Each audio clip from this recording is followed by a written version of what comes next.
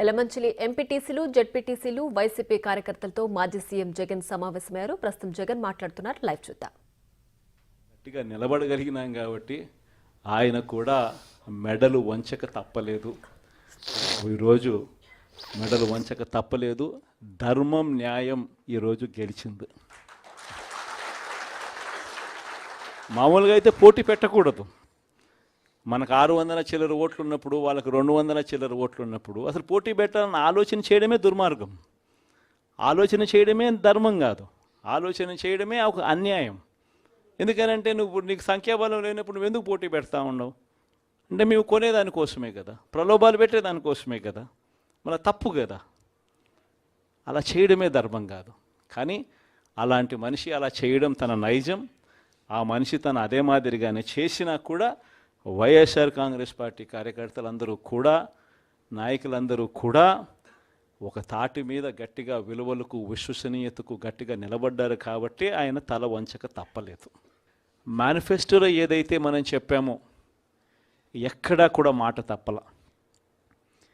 మేనిఫెస్టోను మొట్టమొదటిసారిగా చెత్తబుట్టలో వేసే పరిపాలన నుంచి మొట్టమొదటిసారిగా విశ్వసనీయత అన్న పదానికి అర్థం చెబుతూ మేనిఫెస్టోను ఒక బైబిల్గా, ఒక ఖురాన్గా, ఒక భగవద్గీతగా భావిస్తూ ఒక కొత్త నిర్వచనం చూపిస్తూ ఎన్నికల్లో విశ్వసనీయత అన్న పదానికి అర్థం చెబుతూ మనకు ఎన్ని సమస్యలున్నా కూడా చంద్రబాబు నాయుడు ఈ పొద్దు ఏ సమస్యలు లేకపోయినా కానీ సమస్యలు ఉన్నట్టుగా దాన్ని చిత్రీకరిస్తూ ఉన్నాడు.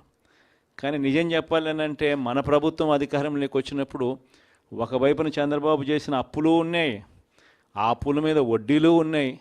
ఆ వడ్డీలకు తోడు కోవిడ్ అనే మహమ్మారి కూడా మనం పరిపాలన చేసేటప్పుడు కూడా మనకు తాండవిస్తూ ఉన్న పరిస్థితులు. కానీ అటువంటి భయానక పరిస్థితుల్లో ఉన్నా కూడా ఒకవైపున రాష్ట్రానికి రావాల్సిన ఆదాయాలు తగ్గినప్పటికీ, రాష్ట్రంలో పెట్టే ఖర్చు అనూహ్యంగా పెరిగినప్పటికీ ఎటువంటి సాకులు చూపలేదు, ఎటువంటి కారణాలు చెప్పలేదు. ఈ వైట్ పేపర్లని ఇంకొకటని గత ప్రభుత్వం మీద నిందలు మోపి, కోవిడ్ మీద నిందలు మోపి ప్రజలకు చేయాల్సింది చేయకుండా పోయే కారణాలు ఏ పొద్దు చూపించలేదు. ఎన్ని కష్టాలున్నా కూడా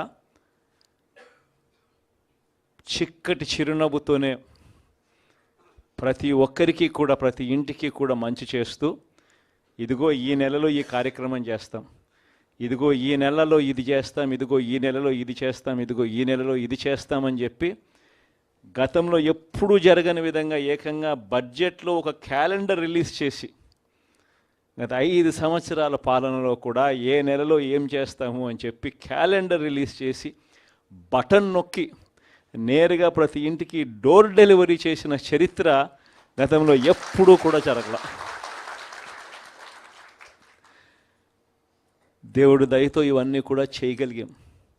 ఈరోజు ప్రతి ఇంట్లోనూ కూడా జగనే ఉండి ఉంటే, వైఎస్ఆర్ కాంగ్రెస్ పార్టీనే ఉండి ఉంటే ఈ పాటికే పిల్లలందరూ బడులకు పోతూ ఉన్నారు. ప్రతి తల్లికి ఈ పాటికి అమ్మఒడి పడి ఉండేది. ఈ పాటికే జగనే ఉండి ఉంటే, వైఎస్ఆర్ కాంగ్రెస్ పార్టీనే ఉండి ఉండింటే ఈ పాటికే ప్రతి రైతన్న వ్యవసాయంలో ముమ్మరంగా నిమగ్నమై ఉన్నాడు. వ్యవసాయం నిమ్మరంగా పంటలు వేస్తూ ఉన్నారు. జగనే ఉండి ఉంటే ఈ పాటికే రైతు భరోసా సొమ్ము కూడా రైతులందరికీ కూడా వచ్చి ఉండేది. జగనే ఉండి ఉంటే, వైఎస్ఆర్ కాంగ్రెస్ పార్టీ ఏ ప్రభుత్వం ఉండింటే ఈ పాటికే రైతులకు 2023-24 సంబంధించిన ఖరీఫ్కి సంబంధించిన ఇన్సూరెన్స్ సొమ్ము కూడా కనీసం ఇంతవరకు ఈ ప్రభుత్వం ఇచ్చిన దాఖలాలు లేవు. ఆ డబ్బులు కూడా పడుండేటివి ఈ పాటికి రైతులకు. జగనే ఉండి ఉంటే, వైఎస్ఆర్ కాంగ్రెస్ పార్టీయేనే ఉండింటే ఈ పాటికే పిల్లలకు విద్యా దీవెన కింద ప్రతి 3 నెలలకు